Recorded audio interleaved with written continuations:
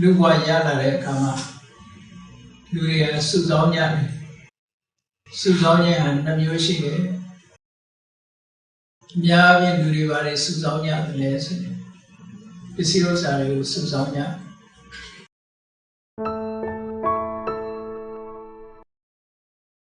စီးပွားဥစ္စာတိုးတက်ကြီးပွားဖို့ဆိုပြီးတော့စုဆောင်းနေကြပစ္စည်းဥစ္စာဆိုတာဘဝတစ်ခုရည်တည်ဖို့အတွက်အရေးကြီးတဲ့ဟာတစ်ခုလိုအပ်တယ်အသက်ရှင်တည်ထိုင်ရေးအတွက်စားစရာရှိဖို့ဝတ်စရာရှိဖို့နေစရာရှိဖို့မကြမ်းမမာဖြစ်လာလို့ရှိရင်စေဝါဒသအတွက်ဆိုပြီးတော့ဒီပစ္စည်းဥစ္စာတွေကိုစုဆောင်းကြစုဆောင်းတာအပြစ်မဟုတ်ဘူးလုပ်တဲ့လုပ်ထိုက်တဲ့ကိစ္စတစ်ခုပဲဒါကြောင့်လောကမှာငယ်စဉ်တောင်ကြီးကလေးဘဝအစပြီးတော့စီးပွားရေးပညာရပ်တွေကိုသင်ပေးကြတာအလုပ်ကနေသင်ပေးကြတယ် professionals စီးပွားရေးလုပ်ငန်းတွေကိုလုပ်ပေးတယ်စုဆောင်းရင်းနဲ့ဘဝတစ်ခုမှာအောင်မြင်ကျော်ကြားပြီးစီးပွားဥစ္စာတွေချမ်းသာတိုးတက်သွားကြတဲ့ပုဂ္ဂိုလ်တွေရှိတယ်လက်တန်းစားတော့ပဲရတဲ့ပုဂ္ဂိုလ်လည်းရှိတယ်စုဆောင်းနိုင်တဲ့စွမ်းအားနဲ့လို့လက်လို့လက်စားဆိုတဲ့အတိုင်းအတာတွေလည်းရှိကြတယ်ဘယ်လိုအတိုင်းအတာပဲဖြစ်ဖြစ်စီးပွားဥစ္စာစုဆောင်းတယ်ဆိုတာဘဝတစ်ခုရဲ့တည်မှုအတွက်ပဲဖြစ်တယ်ဒါကိုလေးနဲ့စဉ်းစားကြည့်လိုက်လို့ရှိရင်ဥစ္စာဒနာတွေမြည်များပဲချမ်းသာမြည်များပဲစုဆောင်းထားဘဝတစ်ခုဆုံးသက်သွားပြီဆိုလို့ရှိရင်အားလုံးဟာထားခဲ့တာဒါတော့သိကြတဲ့ကိစ္စတခုသူကညံလို့မရဘူးเนาะအားလုံးဟာထားတော့ကြအဲ့ဒါကိုမြတ်စွာဘုရားမဟာယကမဏီယထားပြီးသွားကြရတယ်ဒါကိုမျက်စိအောင်မှလည်းပဲပုဂ္ဂိုလ်တွေအများကြီးပဲဒါမျိုးတွေစုဆောင်းပြီးရန်ကုန်မြို့သမိုင်းနဲ့ချီပြီးတော့ကြည်လိုက်ပဲဆိုရင်ဒီလိုချမ်းသာကြွယ်ဝသွားကြတဲ့ပုဂ္ဂိုလ်တွေသူကြီးတို့ကလာရင်လမ်းတောင်မှပဲစဉ်းစားမိတယ်ကိုယ်ကိုင်းလန်းဆောင်တာချင်းချောင်ပဲလေးဆိုအဲ့ဒီတရုတ်တထေးကြီးကနန်းတော်ကြီးလိုပဲအကြီးကိုဆောက်ပြီးတော့ရန်ကုန်မြို့မှာချမ်းသာဆုံးရန်ကုန်နေမကဘူးကဘာမှာကိုချမ်းသာတဲ့ပုဂ္ဂိုလ်တို့တဲမှာစိတ်ဝင်သွားပြီနောက်ဆုံးကြတော့သူပစ္စည်းတွေဒီတိုင်းပဲထားတယ်ဒါစုဆောင်းမှုတစ်ခုရဲ့အဆုံးသတ်ကဒါပဲပေါ့နော်အလုံးထားတယ်အဲ့ဒါဖြင့်တို့တွေဒီစုဆောင်းမှုနဲ့အချိန်ကုန်နေလို့ရှိရင်တို့အတွက်မများရမှာအခက်မတင်လို့ရှိရင်ပစ္စည်းဥစ္စာတွေအများကြီးစုဆောင်းထားတယ်ပစ္စည်းဥစ္စာတွေပေါ်မှာပစ္စည်းဥစ္စာကနေပြီးတော့တန်ဖိုးရှိအသုံးချတတ်ဖို့ပစ္စည်းဥစ္စာရလာတဲ့ပစ္စည်းဥစ္စာနဲ့မလုပ်တယ်လေမြတ်စွာဘုရားသုတ္တန်တစ်ခုမှာဟောထားတာရှိတယ်အတ္တနာဒုက္ခေတိပိနေတိပစ္စည်းဥစ္စာဆိုတာကိုယ့်ကိုချမ်းသာအောင်ထားတယ်ဒါပစ္စည်းဥစ္စာရဲ့ဒီဘဝမှာအကျိုးပဲမာတာပိတရောဒုက္ခေတိပိနေတိကိုယ့်အမေဖေချမ်းသာအောင်ထားတယ်မိတ္တမေစေဒုက္ခေတိပိနေတိကိုယ့်ရဲ့မိတ်ဆွေတင်ကအပေါင်းအသင်းတွေချမ်းသာအောင်ထားတယ်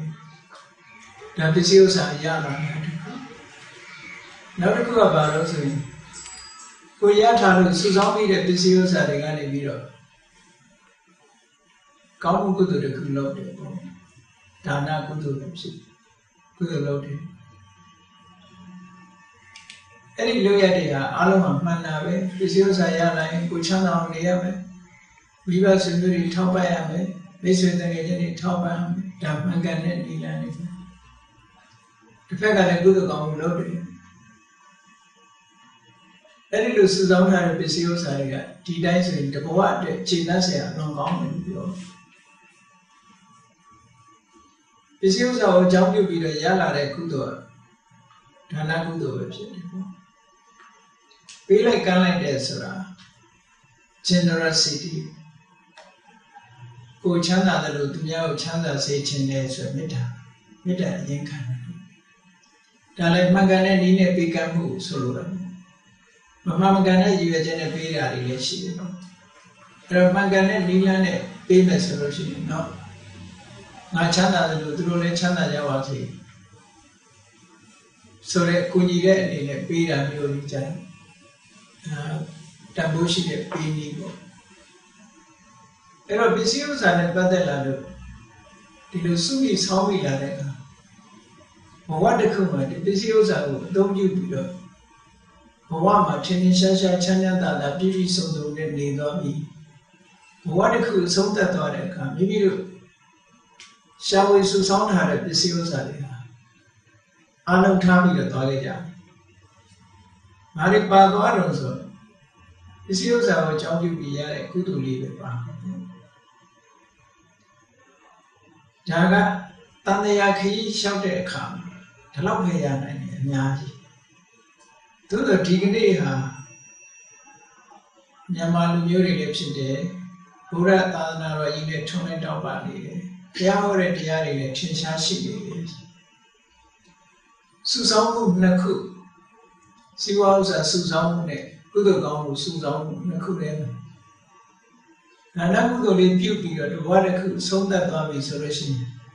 နောက်ဘဝမမေရရဘာမှပါမလို့အဲ့တော့အရေးကြီးတဲ့စုဆောင်မှုသာသနာတော်နဲ့ကျုံလာတဲ့အခါမှာအရေးကြီးတဲ့စုဆောင်မှုတစ်ခုရှိသေးတယ်ဆိုတာကိုမေ့မထားတဲ့ဘူးပေါ့မေ့မထားတဲ့ဘူးအဲ့ဒါလေးကိုမေ့ထားလိုက်မယ်ဆိုလို့ရှိရင်တော့တန်တရားခရီးသွားတဲ့အခါမှာမပြည့်မစုံဘူးဖြစ်တယ်ဘယ်ဘက်ကမပြည့်စုံတာလဲအတိညာပဲဆိုင်ရာမပြည့်စုံလူတွေဟာကိုယ့်ရဲ့ပတ်ဝန်းကျင်အတိုင်းအဝိုင်းကိုကြော်ဖြတ်နိုင်ခြင်းကမစွမ်းနိုင်ကြဘူးကိုယ်ပတ်ဝန်းကျင်ထဲမှာပဲကိုကျင်လေကြတာခုဒီနေ့ကမ္ဘာမှာတန်ပေါင်း 6000 ကျော်လူကြီးရှိတယ်အဲ့ရှိတဲ့ထဲမှာဘုရားဘာသာတွေကလည်းဘုရားဘာသာအတိုင်းဝိုင်းမှာပတ်ဝန်းကျင်နဲ့နေကြတခြားဘာသာဝင်တွေကလည်းတခြားဘာသာဝင်အတိုင်းဝိုင်းနဲ့ဒီလိုပဲပတ်ဝန်းကျင်မှာနေကြအဲ့လိုနေတဲ့အခါမှာအမျိုးမျိုးပြောကြတယ်ဘုဘာသာကမှန်တယ်ဒီဘာသာကမမှန်ဘူးနဲ့တော့မှန်တော့မမှန်ဘူးဆိုတော့ဘာကိုပြောတာလဲမမှန်တာကိုလည်းပဲအမှန်ထင်ခြင်းထင်တယ်မှားတာကိုလည်းပဲအမှန်ထင်ခြင်းထင်တယ်မှန်တာကိုလည်းပဲအမှားထင်ခြင်းထင်တယ်တကယ်အမှန်ဆိုတာကိုယ်ကြည့်ရတဲ့တိုင်းတကယ်ဖြစ်တာမှအမှန်လို့ပြောရွေကျဲကတခြားဖြစ်လာတာကတခြားဆိုရင်ဒါအမှန်လို့ပြောလို့ရအဲ့တော့ကိုယ့်ကိုအမှန်ကန်ဆိုတာဘယ်ပေါ်မှာမူတရားမှတော့ဆိုလို့ရှိရင်ကိုယ့်ရဲ့လက်တွေ့ကိုယ်တိုင်ရဲ့အသိကိုယ်တိုင်ရဲ့အတွေ့အကြုံပေါ်မှာဆုံးဖြတ်ဖို့ဒါကအမှန်တမ်းအဲ့လိုဆုံးဖြတ်နိုင်ဖို့ဆိုတော့လူတွေမှာအသိဉာဏ်ဆိုတာစီးလို့ရတယ်အသိဉာဏ်စီးလို့ရမယ်အသိဉာဏ်မစီးဘူးပဲနဲ့အသိဉာဏ်ဆိုတာမရနိုင်ဉာဏ်ဉာဏ်လေးဆိုတာပင်ကိုယ်ကအခြေခံနေအပြင်ပါတော်လည်းပဲလောကီပညာတော်မှပဲသင်မှတ်တတ်တာဟုတ်ခု electronic လုပ်ငန်းနဲ့တက်ဝင်ရတယ်ဆိုတာဒီ electronic ပညာသင်ထားမသင်လို့ရှိရင်မသိဘူးတာမန်လူတယောက်သွားမေးရင်မသိဘူးဘာလို့မသိလဲမသင်လို့မသိဘူးအဲ့ဒါကြောင့်မလို့ဘာသာတရားနဲ့ပတ်သက်လို့ရှိရင်သင်ထားတယ်သင်ထားပြီးတဲ့အခါကျတော့အမှားမှန်ဆိုတာကိုယ်ပိုင်ဉာဏ်နဲ့ပဲဆုံးဖြတ်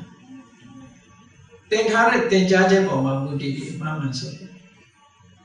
ဒီ electronic ပညာလည်းပဲသင်ထားတဲ့ပုံမှာမူတည်ပြီးတော့ကိုယ်တိုင်လက်တွေ့နဲ့လောက်ကံပြီးတော့လူတွေကဆုံးဖြတ်ပြီးသွားနေကြတာအဲ့ဒါလိုပဲဓမ္မနဲ့ပတ်သက်ပြီးတော့ပရမသိတယ်အဲ့တော့သိဖို့ဆိုရင်ဒီအသိဉာဏ်ကိုလည်းစီးဖို့တယ်ဒါစုဆောင်မှုတစ်ခုပါဘုန်းကြီးတို့တွေမှာအများနဲ့လိုအပ်နေတယ်ဘာသာတရားနဲ့ပတ်သက်လာလို့ရှိရင်အသိဉာဏ်ရဖို့ရအတွက်စုဆောင်ကြတယ်ဒါကြောင့်မို့တရားနာကြတယ်စာပေများကိုဖတ်ရှုကြဒီကနေ့ရသော်ဘုရားဟောထားတဲ့တရားတွေမြန်မာပြည်မှာပြည့်ပြည့်စုံစုံရှိတယ်တကယ်ဖတ်ရှုလေ့လာမယ်ဆိုလို့ရှိရင် မြန်မာဘာသာနဲ့ဖတ်ရှုလေ့လာလို့ရတယ်ပါဠိတက် society ကနေပြီးတော့ပြန်ထားလို့ပိဋကတ်သုံးပုံကိုအင်္ဂလိပ်လိုပြန်ထားတာရှိတယ်အင်္ဂလိပ်လိုလည်းဖတ်ရှုလို့ရတယ်ပါဠိတက်လို့ရှိရင်လည်းပါဠိဘာသာနဲ့ဖတ်ရှုလို့ရတယ်မိမိနဲ့ဆိုင်ရာအသိဉာဏ်တွေကိုပေးသွားတယ်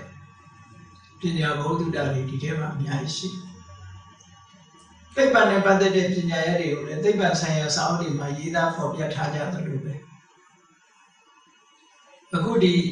ဓမ္မရေးရနဲ့ပတ်သက်လာလို့ရှိရင်ဓမ္မရေးရနဲ့ပတ်သက်တဲ့မူရင်းကျမ်းစာတွေအများကြီးရှိအဲ့တော့ဘုရားသာသနာတော်နဲ့တွေ့ကြုံလာတဲ့အခါမှာရှားပွေခြင်းနှစ်ရက်ထဲမှာဘုန်းကြီးတို့အဓိကနောက်ထပ်တစ်ခုတိုးရလိုအပ်တယ်စီးပွားရှာခြင်းကတော့ကိုယ်စားဝတ်နေရေးဘဝရည်တည်ရေးအတွက်ဟုတ်ပြီဒီဘဝအတွက်လုံလောက်တယ်ဘဝတန်တရားခရီးကိုဖြတ်ကျော်တဲ့အခါမှာကိုယ်တဏ္ဍာမှာပါသွားဖို့အစင်ထာဝရယူသွားဖို့ကိုယ်ပတ်ဝန်းကျင်ကိုဖြတ်ကျော်နိုင်ဖို့ဆိုတာအတွက်ကျတော့ဓမ္မအသိဉာဏ်ကိုရှားဝေဖို့လိုအပ်တယ်အဲ့ဒါမပါဘဲနဲ့ဘဝခရီးကိုသွားပြီဆိုလို့ရှိရင်သူပြောတိုင်းယုံသူလှုပ်ထားတဲ့လိုက်လို့ဆိုတဲ့ဘဝတွေမကျော်သွားနိုင်ပတ်ဝန်းကျင်ကိုမကျော်သွားနိုင်ဘုန်းကြီးတို့ငယ်ငယ်တော့ကြားဘူးတယ်တကယ်လဲသူ့ရဲ့ဒါ true story ပေါ့ပြင်သစ်နိုင်ငံမှာပြင်သစ်အမျိုးသမီးလေးတယောက်စာပေဖတ်ရှုတဲ့ဝါသနာပါတယ်ပါတဲ့အတွက်ကြောင့်ပြင်သစ်လူပြန်ထားတဲ့ဓမ္မပဒဆိုတဲ့ခန္ဓာပေါင်း400ကျော်ရှိတယ်အတွေးခေါ်လေးတွေကိုခန္ဓာလေးတွေပြန်ထားတာဒီကနေ့လည်းပြန်ထားတာတွေရှိပါတယ်အင်္ဂလိပ်လိုပြန်ထားတာအဲ့ဓမ္မပဒစာအုပ်လေးကိုဖတ်လိုက်တယ်သူပရမတော့သိပြီမသိဖတ်ကောင်းကောင်းနဲ့အကုန်လုံးဖတ်တယ်အဲ့မှရင်နဲ့သူအသိဉာဏ်ရလာတဲ့အခါကျတော့တို့တွေလောက်နေတာတွေကမှားကုန်ပြီ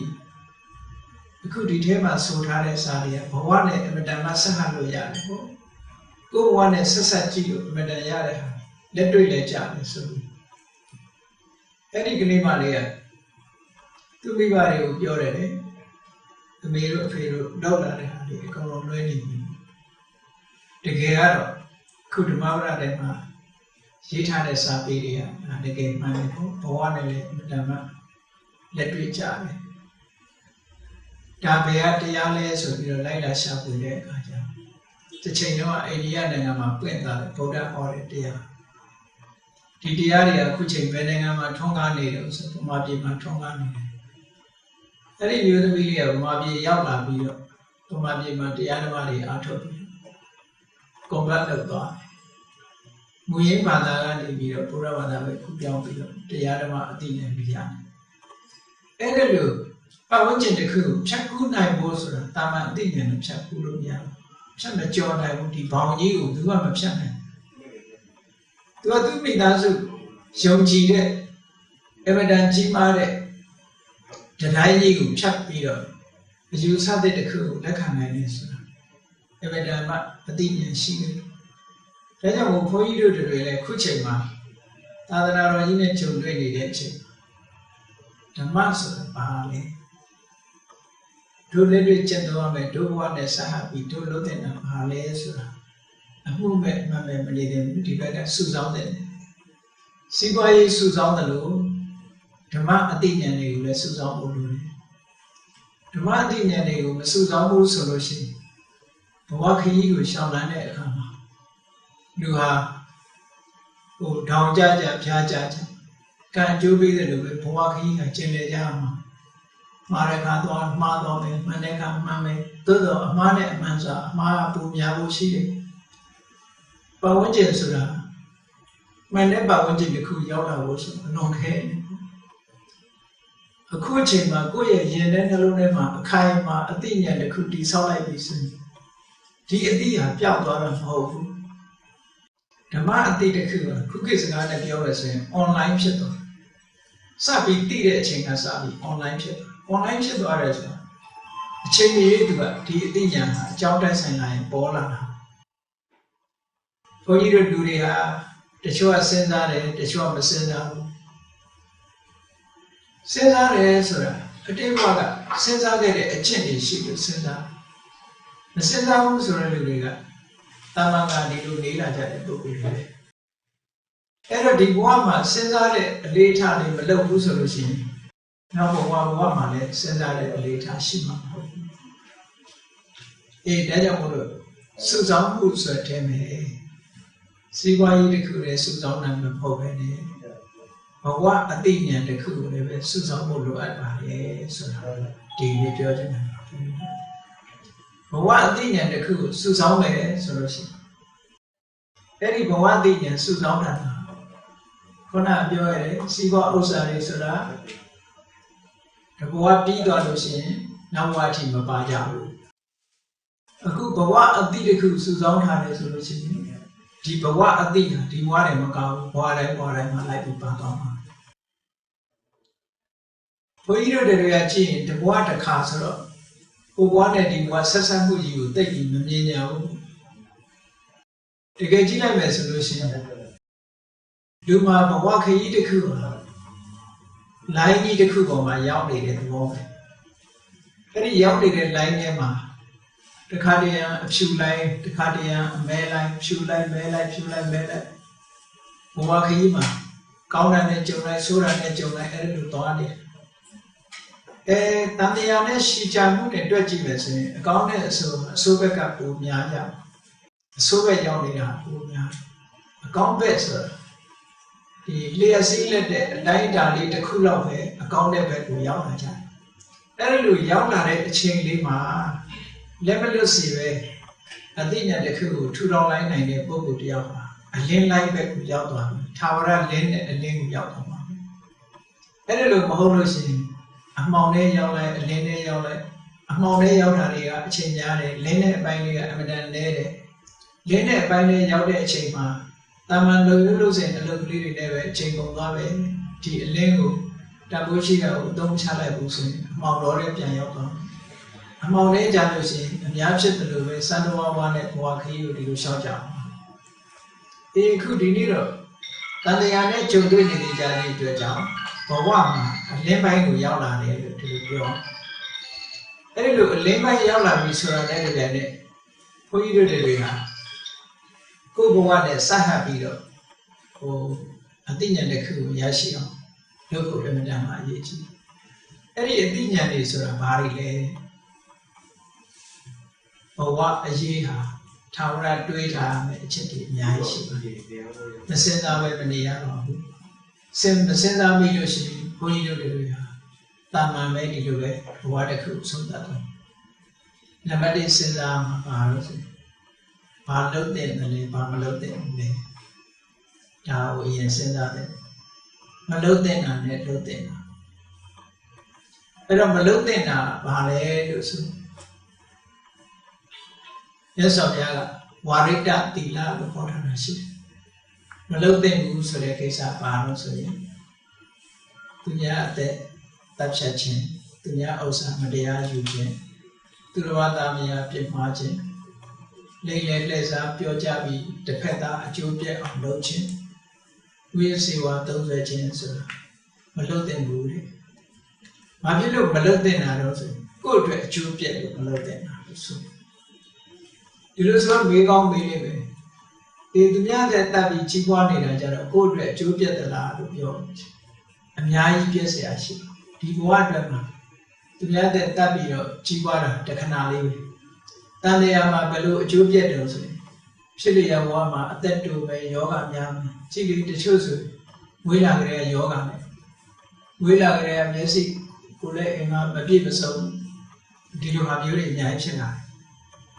ဒါကကိုမမြင်ရတဲ့ငရဲကြတာတွေပဲပြောသေးဘူးလူဘဝတွေပဲကြည့်လူဘဝတွေမှာဘလောက်ပစ္စည်းတွေချမ်းသာဟောကျမ်းမာရေးချုပ်တက်လာတဲ့ပုဂ္ဂိုလ်ဘာမှတတ်နိုင်အဲ့ဒီလိုအခြေအနေကောင်းတွေကိုမရနိုင်တာဘာလို့ကိုလုပ်ခဲ့တဲ့အကုသိုလ်ကံရဲ့အစွမ်းစားတွေကြောင့်ကောင်းတဲ့အခြေအနေတွေမရနိုင်အဲ့ဒီအနေနဲ့တစ်လျှောက်လုံးသွားရင်တဘဝဆိုတာတစ်ခါတည်းပဲကျမ်းမာရေးချုပ်တက်တယ်အသက်တိုးတယ်ဆိုတဲ့ကိစ္စတွေကအပေါ်ဆုံးအပြစ်ကလေးတွေပဲ မြတ်စွာဘုရားဟောထားတဲ့ပါဏာတိပါတော်အပ္ပယုကတောင်းတဲ့နေကောအသက်တူခြင်းကိုဖြစ်စေဟုတ်တာပေါ့ကိုယ်ကလည်းသူများအသက်ကိုတူအောင်လုပ်တာပေါ့တေချိန်မကြဘဲနဲ့သူများကိုတတ်တယ်ဆိုတော့ကိုယ်လည်းအသက်တူဒါကတော့ဓမ္မသဘာဝကြတဲ့ကိစ္စတစ်ခုပဲပေါ့အကြောင်းအကျိုးညီညွတ်တယ်ဒါကြောင့်မို့ဒါမလုပ်သင့်ဘူးဆိုတာအဲ့ဒါပြောအနိဒာရဏမလုပ်သင့်ဘူးဆိုတာဒါလောက်ထားတဲ့ပုဂ္ဂိုလ်တရားမှာစီးပွားရေးဘယ်တော့မှမအောင်မြင်ဘူးအောင်းလာလည်းပျက်စီးသွားတယ်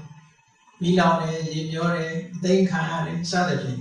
စီးပွားရေးနဲ့ပတ်သက်ပြီးဘဝလေးခဏနေတာကိုစီးပွားရေးနဲ့ပတ်သက်ပြီးဒုက္ခရောက်တဲ့ပုဂ္ဂိုလ်တွေအများကြီးရှိတာဟောအဲ့ဒါတွေဟာအတိတ်ဘဝတော့ကိုလုခိတဲ့ကံတွေရဲ့အကျိုးဆက်တွေကိုခံစားဒါကြောင့်မလုပ်ထိုက်ဘူးလို့ပြောတာနော်တာမန်ကကြည့်ရင်တော့အိန္ဒိယပစ္စည်းယူပြီးတော့ကိုချမ်းသာနေတဲ့ပုဂ္ဂိုလ်တွေကြည့်ပြီးတော့လုပ်ထိုက်တယ်လို့ထင်ကောင်းထင်လေအတူကြည့်တယ်နဲ့အရှိကြည့်တယ်အရှိကြည့်ဖို့ပိုအရေးကြီးပါနောက်ကာမိတုကိစ္စဆိုတော့ကာဘုံမမရွေးလောက်လာတဲ့ပုဂ္ဂိုလ်ဟာဘဝတစ်ခုရောက်လာတဲ့အခါမှာလူစင်မမီတဲ့ပုဂ္ဂိုလ်ဖြစ်တယ်လူမုန်းများတဲ့ပုဂ္ဂိုလ်ဖြစ်တယ်ဒါလောကမှာခုရှိတာပေါ့နော်နိုင်ငံတကာမှာဥယျာဉ်တိုးတက်နေတာ gay lesbian လို့ဆိုတာအများကြီးတိုးတက်ချို့နိုင်ငံတွေမှာ gay party တို့ gay association တို့ဘာလို့တော့ဖြစ်လာတယ်ပေါ့အဲ့တော့အဲ့ဒီသဘောတရားတွေဟာတကယ်ကောင်းတာလို့ဆိုတင်ချာစဉ်းစားကြည့်လို့ရှိရင်ဒါမပြည့်စုံတဲ့ဘဝတစ်ခုပဲမပြည့်စုံတဲ့ဘဝတစ်ခုစိတ်ကြီးစိတ်ထားတာစအကုန်လုံးမပြည့်စုံဖြစ်ရတယ်ဒါအပေါ်ဆုံးအဖြစ်ကလေးပဲဟောဘုဒ္ဓဝါဒနဲ့သူများကိုလိမ်လီလီစားပြောခံမယ်ဆိုလောကမှာကိုယ်လုပ်ပဲနဲ့အဆွဆွဲခံရပြီးတော့ထောင်တန်းကြနေတဲ့ပုဂ္ဂိုလ်တွေအများကြီးရှိတယ်အထင်မှားပြီးတော့ဗန်ခံရတာလို့အထင်မှားပြီးတော့ဒီအရေးယူခံရတဲ့ပုဂ္ဂိုလ်တွေလောကမှာအများကြီးရှိတယ်မာပြင်းမာကိုရှိတယ်မှားပြင်းပြီးတော့ဖြစ်တယ်အဲ့ဒါမှားရတာဟာပုဂ္ဂိုလ်တစ်ဖက်ပုဂ္ဂိုလ်ရဲ့မှားရချက်လို့ပြောလို့မရဘူးကိုယ်လုပ်ခဲ့တဲ့ဟာကြောင့်ဒီလိုမှားခံရတာအဲ့ဒါဘုဒ္ဓဝါဒဒါကြောင့်မို့မလုပ်ထိုက်ဘူးလို့ပြောတာတန်မြာခရီးနဲ့ကြည့်လိုက်လို့ဆိုရင်လုပ်ရင်သူကဘဝအဆက်ဆက်မှာအပြစ်တွေများတယ်ပေါ့ဒီဘဝမှာသူကောင်းစားလိမ့်မယ်ဘဝမှာတော့သူကောင်းစားနိုင်တယ်နောက်တစ်ခုကကြည့်သူရမေရိယကိုမရှောင်တဲ့ပုဂ္ဂိုလ်တရားမှာဖြစ်ပြဖြစ်ရဘဝမှာသူကအနည်းဆုံးကအယူအနှံဖြစ်တယ်ကြက်မပြေတဲ့ပုဂ္ဂိုလ်အယူအနှံဒါမျိုးသွားဖြစ်တယ်အုံနောက်မပြေဘူးတင်လို့မရဘူးဆိုလို့ရှိရင်အိမ်မှာလည်းအသုံးမကျဘူးဘယ်မှာမှအသုံးမကျဘူးဘဝကြီးတစ်ခုမှာလူရည်လို့ဖြစ်လာပြီးအသုံးမကျတဲ့ဘဝကြီးနဲ့ပဲအချိန်ဖြုံးသွားတာမျိုးဒီလောကကြီးထဲမှာရှိနေတာပြောကြမယ်အခု medical science တို့ဘာလို့ပြောချင်ပြောနိုင်တာပေါ့သူတို့ကဒါဟိုမုန်းတဲ့မကောင်းလို့ငါဖြစ်လို့ညာဖြစ်လို့ပြောချင်ပြောမယ်ပေါ့တခြားအကြောင်းတွေ virus ပိုးကြောင်းလို့ဘာလို့ဒီလိုပြောချင်ပြောအဲ့ဒီလိုဖြစ်ရတာကိုကတန်ကြမာနောက်ပဲရှိနေတယ်ပေါ့လူတိုင်းဖြစ်တာမှမဟုတ်တာပေါ့ဒါကြောင့်မို့လို့ဒီအလုပ်တွေကဝါရိတမလုပ်တဲ့အလုပ်ပဲရှောင်အောင်မယ်လုပ်တဲ့အလုပ်တွေကအားပဲကုသိုလ်ကောင်းမှုဆိုလို့ရှိရင်လူတွေရဲ့မျက်စိထဲမှာမမြင်တော့ဆိုဘုန်းကြီးတွေပြင်ပြီးလှူတာတန်းတာအဲ့ဒါလိုပြောတာမဟုတ်နော်ကုသိုလ်ဆိုတာစိတ်ထားတတ်လို့ရှိရင်ကုသိုလ်ရတာဒီအများကြီးဥပမာအယောင်းဝယ်တစ်ခုလုံရရနေပြီးတော့ကုသိုလ်တွေရနိုင်တယ်နောက်ရောင်းဝယ်လုံရတယ်ကုသိုလ်ရတယ်ပစ္စည်းတစ်ခုလာဝယ်တယ်တရားတန်ဖိုးရှိတယ်ဒီပစ္စည်းကကောင်းတယ်ဒီပစ္စည်းကမကောင်းဘူးကောင်းတာမကောင်းတာကိုတည်ရင်ပြောပြီးတော့ဒီအားဒီတန်ဖိုးရှိတယ်ဟိုဟာဟိုတန်ဖိုးရှိတယ်နားတဲ့လူပေါ်မှာမေတ္တာစေရနာထားပြီးတော့ရောင်းမယ်ဆိုလို့ရှိရင်ဒါကုသိုလ်ရတာပဲဒါမေတ္တာလို့ခေါ်တယ်အဲ့ဒါအဲ့လိုမဟုတ်ဘဲနဲ့ကောင်းတဲ့ပစ္စည်းတွေကိုမကောင်းတဲ့ပစ္စည်းညှပ်ရောင်းတာလို့နော်အဲ့လိုမျိုးကြတော့ဒါမကောင်းတာလို့ခေါ်မဟုတ်တာလို့ဒါဖြစ်သွားတယ်ပေါ့အဲ့တော့အကောင်းတဲ့အဆိုးရှင်းရှင်းလင်းလင်းဒါကတော့ဈေးမတန်ဘူးပစ္စည်းကလည်းညံ့တယ်ဒါကတော့ဈေးတန်တယ်ပစ္စည်းကောင်းတယ်အကောင်းအဆိုးကြောင်းကျိုးခွဲခြားပြီးတော့ရတဲ့လူဟာကောင်းကောင်းမွန်မွန်ဖြစ်ပါစေလို့မေတ္တာထားလိုက်တာနဲ့ရောင်းဝယ်ခြင်းကနေကုသိုလ်ရသွားတာပဲအိမ်မှာလူရင်းခံရင်ကလည်းပဲထမင်းချက်တဲ့ပုဂ္ဂိုလ်တွေလေအိမ်မှာချက်ပြုတ်တဲ့ပုဂ္ဂိုလ်တွေကောင်းကောင်းမွန်မွန်စားကြပါစေကိုမိသားစုထဲမှာပဲဒီလိုထားလိုက်လို့ရှိရင်ဒါကုသိုလ်စိတ်ခေါ်တာပဲ ကုသိုလ်စိတ်ဆိုတာကသူကအများကိုငဲ့ညာပြီးတော့တနာတဲ့စိတ်ကကုသိုလ်စိတ်အဲ့ဒါကိုအင်္ဂလိပ်လိုပြန်တော့ wholesome state လို့ခေါ် wholesome ဆိုတာက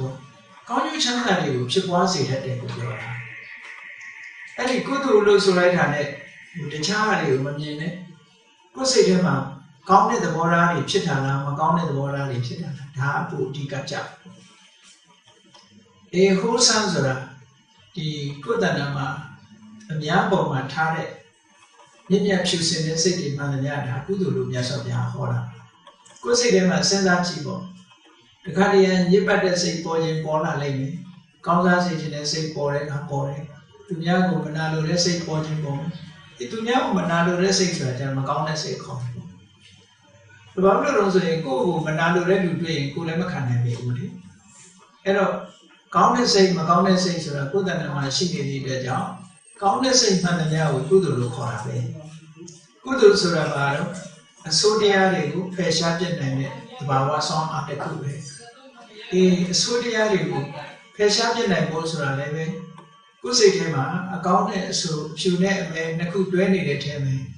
အမဲကိုနည်းနိုင်အောင်နည်းအောင်ဖြူစင်တန်ရှင်းအောင်ဒီလိုလုပ်အောင်အဲ့လိုဖြူစင်တန်ရှင်းအောင်လုပ်ရင်ရောင်းရင်ဝယ်ရင်ကနေပြီးတော့ကုသိုလ်ကောင်းမှုတွေဖြစ်နိုင်တာပဲနောက်ဆုံးပဲကိုကုသိုလ်ရအောင်နေတဲ့နည်းတွေကဒီမေတ္တာထားမယ်အများကိုမေတ္တာထားမယ်အားလုံးအဆင်ပြေကြပါစေစီးပွားဥစ္စာတွေတိုးတက်ကြပါစေကိုယ်အပေါင်းအသင်းတွေကဘယ်သူအဖြစ်ကြောကြားသွားတယ်အောင်မြင်သွားတယ်ဝမ်းသာတယ်နော်ကြည်နူးတယ်ပီတိဖြစ်တယ်ဒါအားခေါ်လို့မုဒိတာလို့ခေါ်တယ်ဝမ်းသာကြောကြားမှုကအောင်မြင်ကြီးပွားမှုကမဆိုးရုံပါစေနဲ့ဒါမုဒိတာပွားတယ်လို့ခေါ်တယ်ပေါ့အားလုံးအောင်မြင်ကြပါစေဆိုရင်ဒါမေတ္တာလို့ခေါ်တယ်ပေါ့တခါတည်းအစင်ပြေလို့စီးပွားရေးအစင်ပြေလို့နေကြသွားတဲ့ပုဂ္ဂိုလ်အစင်ပြေတာတွေအစင်ပြေသွားပါစေအစင်ပြေမှုကနေလွတ်မြောက်ပါစေဒါကရုဏာလို့ခေါ်တယ်အဲ့တော့မေတ္တာဖြစ်ဖို့ကရုဏာဖြစ်ဖို့မုဒိတာဖြစ်ဖို့လို့ဆိုတာလူတွေထဲမှာဒါတွေကကုသိုလ်တရားတွေပဲအလုံးမမြတ်တဲ့ကုသိုလ်တရားတွေအဲ့ဒါနဲ့တည်းပဲကိုယ်တဏ္ဍာမှာကောင်းကျိုးချမ်းသာတွေကိုရစေနိုင်တဲ့ကုသိုလ်တွေလုပ်ပြီးသားဖြစ်နေပါတယ်ကုသိုလ်တွေဖြစ်နေတာပဲအဲ့ဒါတော့ကိုယ်ပဲဆိုတဲ့ငါးတွေကောင်းစားစေခြင်းနဲ့မေတ္တာနေကြနေတဲ့ပုဂ္ဂိုလ်အပိကူညီပေးတဲ့ကရုဏာကိုယ့်ရဲ့တာတဲ့ပုဂ္ဂိုလ်ဝမ်းသာတဲ့မုဒိတာဥပိ္ပခာဆိုတာလူတွေကတလွဲ့နားလည်နေဥပိ္ပခာဆိုတာလှုပ်တဲ့လှုပ်ထိုက်တာကိုလှုပ်တယ်ကိုယ့်ကိုစော်ကားသွားလည်းပဲစိတ်မဆိုးဘူးကိုယ့်ကိုချီးမွမ်းချီးမြှောက်လည်းပဲသူကဝမ်းသာဘူးစိတ်ဓာတ်ကိုတည်တည်ငြိမ်ငြိမ်ထားပြီးလှုပ်တဲ့နာကိုလှုပ်တာဒါဥပိ္ပခာလို့ခေါ်တယ်ဥပိ္ပခာဆိုတာအလုံးဟာကိုယ်ကံနဲ့ကိုယ်ပဲငါဆဲသွားလဲငါကပ်ပါတာမဟုတ်ဘူးငါ့ကိုချီးမွမ်းပြောလဲပဲတကယ်ငါဖြစ်မှဖြစ်တာလို့ဒီချီးမွမ်းခြင်းကဲ့ရဲ့ခြင်းဆိုတဲ့အပေါ်မှာစိတ်ကိုဘယ်လိုမှမထားဘဲနဲ့ကိုလို့တဲ့နာလှုပ်တာကိုဥပိ္ပခာလို့ခေါ်တယ်ပေါ့အမှန်တန်မော်မြတ်တယ်ပေါ့အဲ့တော့စာပေနဲ့ပြောမယ်ဆိုလို့ရှိရင်မေတ္တာပွားတယ်ဆိုတာအဝေဒာဟောတုရန်ကင်းကြပါစေခက်ခဲတွေလွန်မြောက်ကြပါစေပေါ့နောက်ဒုက္ခိအတ္တနံပရိကရံတုသူဘဝခရီးကိုသူချမ်းချမ်းသာသာရှောင်နိုင်ပါစေဘဝခရီးကိုအစဉ်တပြေရှောက်ပါစေတော့မေတ္တာကရုဏာကြတော့ဒုက္ခမောဇန်တုအခက်ခဲတွေဆင်းရဲတွေကလွတ်ပါစေပြဿနာတွေကလွတ်မြောက်ပါစေမုဒိတာကြတော့ယထာလတ္ထတံပတ္တိတောမာဝိကိသံတုရထားတဲ့အခြေအနေကောင်းတွေမဆုံးရှုံးကြပါစေဒါမုဒိတာစိတ်ခေါ်နောက်ဥပိ္ပခာစားကြတော့တဗ္ဗေတတ္တကမ္မတကသူလည်းသူကံတန်ဖြစ်မှာပဲငါလည်းငါကံတန်ဖြစ်မှာပဲချစ်ချင်းမုန်းခြင်းဆိုတာမျိုးဟာထားနိုင်ဘူးကုညီစရာရှိရင်ကုညီမယ်ဆိုစိတ်ကိုတည်တည်ငြိမ်ငြိမ် equanimity လို့ခေါ်တယ်အဲ့ဒီဥပိ္ပခာစိတ်ကိုတည်ငြိမ်အောင်ထားနိုင်အဲ့ဒီလိုမေတ္တာကရုဏာမုဒိတာဆိုတဲ့ဥပိ္ပခာဆိုတဲ့ဒီပြမစိုးတရားတွေဟာတကယ်တော့ဝေကြီးတနာအကုန်ကြမခံရဘဲနဲ့ဒီအမတန်မှကောင်းတဲ့ဘဝတန်တရားမှာကိုယ်ကိုယ်ရဲ့စုဆောင်ရမယ့်ကုသိုလ်တရားတွေဖြစ်တယ်ပေါ့အဲ့တော့စီးပွားလေးတွေမစုဆောင်ဘဲနဲ့မေတ္တာကရုဏာမုဒိတာဥပိ္ပခာဆိုတဲ့ဒီကြက်ခိုင်တဲ့မော်မြတ်တဲ့စိတ်ဓာတ်တွေကိုလည်းဒီဘဝမှာကိုယ်တဏ္ဍာမှာခိုင်မာအောင်တည်ဆောက်ပါestablish လုပ်အောင်ပေါ့ မရှိသေးရင် cultivate လုပ်မယ် cultivate လုပ်ပြီး establish လုပ်မယ် strong ဖြစ်အောင်လုပ်မယ်အဲ့ဒါလိုလုပ်သွားမယ်ဆိုလို့ရှိရင်ဒီမေတ္တာစိတ်ကရုဏာစိတ်မုဒိတာစိတ်တွေဟာ online ဖြစ်သွားပြီးတော့နောက်ဘဝမှာလည်းပဲမေတ္တာရှိတဲ့ပုဂ္ဂိုလ်ကုညီတတ်တဲ့ပုဂ္ဂိုလ်အခုလူဘဝမှာလူတွေမှာကြည့်တယ်တချို့ကအကူညီမကူညီတတ်တဲ့ပုဂ္ဂိုလ်တွေအများကြီးရှိတယ်တချို့ကျတော့ကူညီတတ်တယ်နော်လူစိတ်တွေကိုယ့်အကိုပဲကိုယ်စမ်းစစ်ကြည့်မေတ္တာစိတ်များလားသို့မဟုတ်ကရုဏာစိတ်ကြီးကဲမေတ္တာမရှိဘူးဆိုလို့ရှိရင်ဘာဖြစ်တတ်တယ်မုန်းတီးတောင်းကျင်ကိုမုန်းပွားကရုဏာမရှိဘူးဆိုရင်ဘာဖြစ်လဲ yes cruelty ကြမ်းတမ်းနဲ့ yes တယ်ဆိုတဲ့စိတ်အဲ့ဒီစိတ်ရှိတဲ့ပုဂ္ဂိုလ်တွေကဒီဘဝလည်းပဲ yes တယ်နောက်ဘဝလည်း yes တယ်ဆိုတဲ့ပုဂ္ဂိုလ်တွေပဲဖြစ်တာ cruel person နောက်မုဒိတာမရှိတဲ့ပုဂ္ဂိုလ်တွေကဘာဖြစ် jealousy သူများကြီးပွားတိုးတက်ရင်မနာလို့အကောင်းမပြောဘူး jealousy တွေတက်တက်ကိုမှအကုသိုလ်တွေပဲထပ်တိုးတယ်ပေါ့အဲ့ဒါကြောင့်မလို့ကောင်းမြတ်တဲ့စိတ်နှလုံးသားတွေကိုယ်ချိန်မှာထားနိုင်ပြီဆိုလို့ရှိရင်ပစ္စည်းဥစ္စာဆိုတဲ့ဓနကြီးငွေလည်းပဲစုဆောင်းနိုင်တယ်ခုလိုပြောတဲ့မေတ္တာကရုဏာမုဒိတာဥပေက္ခလို့ဆိုတဲ့မွန်မြတ်တဲ့စိတ်ဓာတ်တွေကိုလည်းကိုယ်တဏ္ဍာမှာတိဆောက်ထားမယ်ဆိုလို့ရှိရင်ပစ္စည်းဥစ္စာကိုအမြင့်ပြုပြီးဒီဘဝမှာချမ်းသာမယ်ကြွယ်ဝမယ်နော်ဒီမေတ္တာကရုဏာမုဒိတာဥပေက္ခဆိုတဲ့ဒီမစိုးတရားတွေပတ်ပိုးထားသည့်အတွက်ကြောင့်ဒီဘဝမှာအစဉ်ပြေဝင်နေမကဘူးတန်တရားပါထိပြီး online ဖြစ်ပြီးနောက်ဘဝကြတော့လေမေတ္တာထားတတ်တဲ့ပုဂ္ဂိုလ်ကရုဏာကြီးမားတဲ့ပုဂ္ဂိုလ်မုဒိတာများတဲ့ပုဂ္ဂိုလ်လို့ဆိုပြီးဘဝခရီးမှာအမတန်မှဆိုတည်တဲ့ဘဝခရီးကိုရှောင်လာနိုင်မှာဖြစ်ပါတယ်အဲ့ဒီတဲ့နောက်ဆုံးဘုရားသာသနာတော်နဲ့ကြုံတွေ့တဲ့အခါမှာလေအတိတခုလေးဝင်မှုလို့တယ်ပါလေဆိုရင်တဗ္ဗေသင်္ခါရအနိစ္စတို့ရထားတဲ့ဟာတွေကတခုမှမမြဲဘူးတို့ဘဝကြီးလည်းမမြဲဘူးဆိုဒီအတွေးလေးတော့ရှိထားလို့လို့ဒီအတွေးမရှိရင်ရထားတဲ့အခြေအနေကြီးပေါ်မှာစုံမဲ့ပြီးတော့တတွဲတာတာဖြစ်ပြီးတော့လူဟာဒုက္ခတွေစိတ်ဆင်းရဲမှုတွေကြုံတတ်တယ်ပေါ့တဗ္ဗေသင်္ခါရအနိစ္စဘယ်ရာမှတို့မမြဲဘူးနောက်ဆုံးမှာမခန္ဓာကိုယ်ကအခုလူပြိုနေတယ်နောက်ကျအိုးလာလိမ့်မယ်အခုငါပစ္စည်းတွေရှိတယ်နောက်တစ်ချိန်ကျတော့ပစ္စည်းသွားလိမ့်မယ်ငါအကုန်ထားရမယ်အဲ့တော့အားလုံးမှာတနေ့ကြလို့ရှိရင်ခွဲခွာပြီးတော့သွားကြရမယ်မခွဲခွာပြီးတို့ဘာတွေလုပ်လဲသင်္ခါရတရားဆိုတာဘယ်ရာမှမများဘူးမြတ်စွာဘုရားဒီလေနောက်ဆုံးတနေ့ကျတော့သေဆုံးပြိဋိဘံဆံသွားရတယ်ဆိုတဲ့ဒီအတွေးလေးဒီအတိစိတ်ကလေးဟာတာဝနာတော်နဲ့ကြုံတဲ့အချိန်ဒီမှာတိဆောက်ထားဖို့လိုပါတယ်အဲ့ဒါတိဆောက်သွားလို့ရှိရင်ဘဝပေါ်မှာတွေ့တာတဲ့ဘဝတဏ္ဍာကိုဖယ်ရှားနိုင်တဲ့အတွက်ကြောင့်နောက်ဖရာတွေနဲ့တွေ့တဲ့အခါဒီအတွေးလေးကအခြေခံပြီးတော့တန်တရားဝကကျွတ်နိုင်လောက်အောင်ပါရမီကုသိုလ်တွေစိတ်ကိုအားထုတ်ပြီးဘက်ပုံလေးပါဆိုတာရလာမှာဖြစ်ပါတယ်ဒါကြောင့်တရားချက်ခင်ပြီးတော့ရှင်ပြိဿတ်တို့အနေနဲ့အမြင့်ဆုံးအဆင့်ဖြစ်တဲ့အနေစာတင်ညာမမြဲတဲ့အမှတ်အသားလေးကိုကိုယ်စိတ်ထဲမှာတည်ဆောက်နိုင်အောင်ကြိုးစားအားထုတ်ကြပါ